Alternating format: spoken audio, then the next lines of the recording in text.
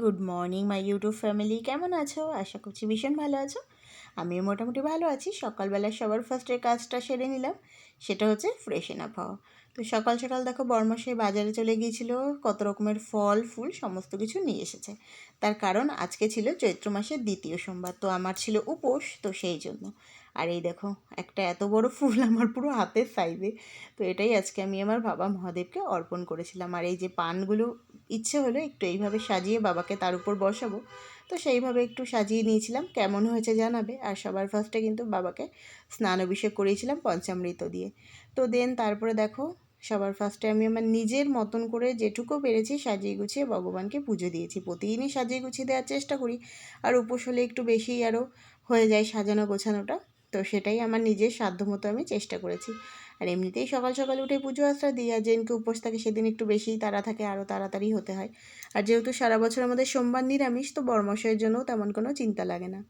আর এই দেখো সাবু খেয়ে নিয়েছিলাম দুপুরবেলা, রাত্রিবেলা আমি আর আমার বড়মশাই এই একই প্রসাদ গ্রহণ করে নিয়েছি, কারণ ও নিরামিষ খায়। আর এই যে আবার নিয়ে এসেছিলো মিষ্টি, কারণ আমাদের সোমবার সারা বছরই নিরামিষ। তো দুপুরবেলা ওকে কিছু একটা টুকটাক করে দিয়েছিলাম, ও খেয়ে অফিস চলে গিয়েছিলো, দেন রাত্রে আমার সাথেই খেয়ে নিয়েছিল। তো চৈত্র মাসের দ্বিতীয় সোমবার আমি উপোস করেছিলাম। কে কে বাবার উপোস চৈত্র মাসে করো অবশ্যই কমেন্টে জানিয়ে দেবে। তো দেখো এটা কিন্তু নেক্সট ডে মানে মঙ্গলবার সকালবেলা ইন্ডাকশানে চা করছিলাম। এবার তোমরা বলতে পারো কেন দিদিভাই এটাই চা করছো। আসলে ব্যাপারটা কি, আমার যে মানে সসপ্যানটা সেটা একটু উঁচু নিচু, তো ইন্ডাকশানে প্রবলেম হয়। আর জানোই তো ব্যাঙ্গালোরে এখন কেমন পরিমাণে গ্যাসের প্রবলেম, তো সেই কারণেই ইন্ডাকশানটাই বেশি ভরসা। তো সকাল সকাল চা আর রুটি দিয়ে ব্রেকফাস্টটা কমপ্লিট করে নিয়েছিলাম। দেন কিছু জামা কাপড় ছিল ও ধুয়ে দিয়েছিল, যেগুলো আমি মেলে দিয়েছিলাম। দেন ও চলে গিয়েছিল বাজারে। এমনিতেই মঙ্গলবার সকালবেলা উঠেই বাজারে চলে যায়, যেহেতু সারা বছর সোমবার নিরামিষ থাকে, তো মঙ্গলবার যেই আগে মাছ মাংস যাই হোক কিছু একটা নিয়ে আসে যে। আর দেখো শুধু মাছ আনার কথা, নিয়ে চলে এসেছে সাথে কত সবজি। আমি বলছি ঘরে সবজি আলু সব আছে, তাও কেন নিয়ে এসছো? ও বলছে ভালো লাগলো ওগুলো তাই নিয়ে এসেছি।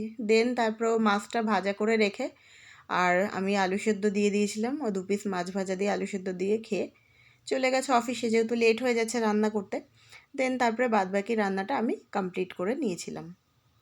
তো আজকে করেছিলাম দেখো বাঁধাকপি মাছের মাথা দিয়ে করেছিলাম, আর করেছিলাম লাইফে ফার্স্ট টাইম মাছের টক। আমাদের বাড়িতেও কোনো দিনও করেনি, আর আমি জানিও না, বাট ও আমার হাজব্যান্ড খেতে ভালোবাসে, তো সেই জন্য ইউটিউব দেখে চেষ্টা করেছিলাম।